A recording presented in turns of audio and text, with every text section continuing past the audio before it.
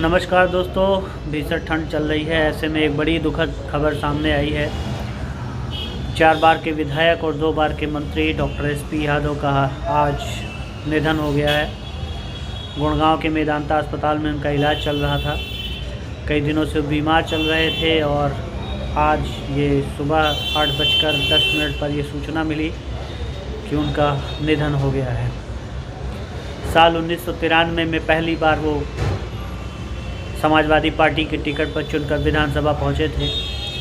मुलायम सिंह के करीबियों में शामिल थे और समाजवादी पार्टी के संस्थापक सदस्यों में शामिल थे। उसके बाद दूसरी बार वो विधानसभा 2002 में पहुंचे, फिर 2012 और इस बार 2022 के इलेक्शन में उन्होंने ये कहकर शायद टिकट लिया था कि इस बार मेरा अंतिम चुनाव है और मुझे टिकट दिया जाए। जिसके बाद समाजवादी पार्टी के मुखिया अखिलेश यादव द्वारा उनको टिकट दिया गया और 2022 का चुनाव उन्होंने जीता। और गैसड़ी की एक इकलौती सीट जो ज़िले की 4 सीटों में एक सीट थी समाजवादी पार्टी के खाते में गई और उसे अखिलेश यादव को उन्होंने तोहफे में दिया अपने वादे के मुताबिक। तो ऐसे एक बड़े नेता, ज़िले के तराई के गांधी कहे जाने वाले डॉक्टर एसपी यादव, जिनका पूरा नाम शिव प्रताप यादव था, उनका आज निधन हो गया है। और ये दुखद खबर है। राजनीति परिदृश्य से अगर आप देखेंगे तो बलरामपुर ज़िले में कुछ ही नेता हैं जो इतने पुराने और इतने बड़े कद के रहे हों, जो कई बार मंत्री रहे हों और कई बार विधायक चुने गए हों। उनमें से हनुमान सिंह भी शामिल हैं, डॉक्टर विनय पांडे शामिल हैं, शिव प्रताप यादव भी शामिल थे।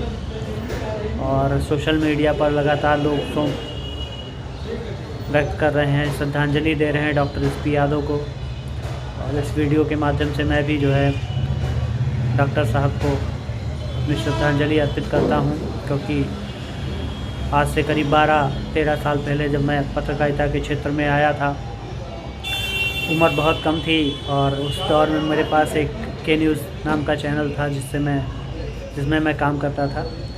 और डॉक्टर साहब उस ज़माने में चिकित्सा एवं स्वास्थ्य राज्य मंत्री थे, शायद मुझे बहुत अच्छे से नहीं याद है, लेकिन मंत्री थे ये याद है। तो फिर भी पूरे स्क्वाड और पूरी सुरक्षा के बीच वो जो है उस दौरान भी छोटे और बड़े का कोई भेद नहीं रखते थे। वो इंटरव्यू का पूरा मौका देते थे। और आज के दौर में और उस दौर में बहुत अंतर है।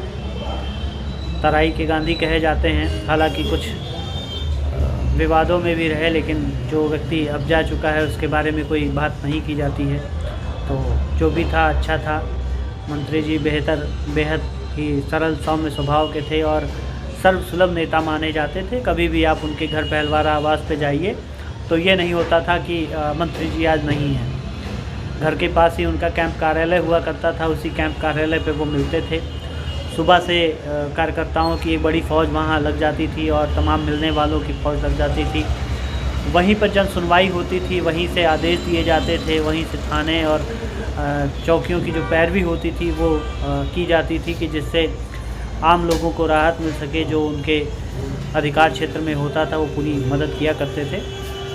तो ऐसे नेता जो हमारे बीच नहीं हैं, ये वीडियो उनकी श्रद्धांजलि स्वरूप में इस फेसबुक पेज पे डाल रहा हूँ। दिवंगत आत्मा को एक बार फिर से श्रद्धा सुमन अर्पित करता हूँ। डॉक्टर साहब जहाँ भी रहें, ईश्वर उन्हें अपने चरणों में स्थान दे और आपका नाम जो है राजनीतिक इतिहास के पन्नों में अमर रहेगा हमेशा। नमस्कार।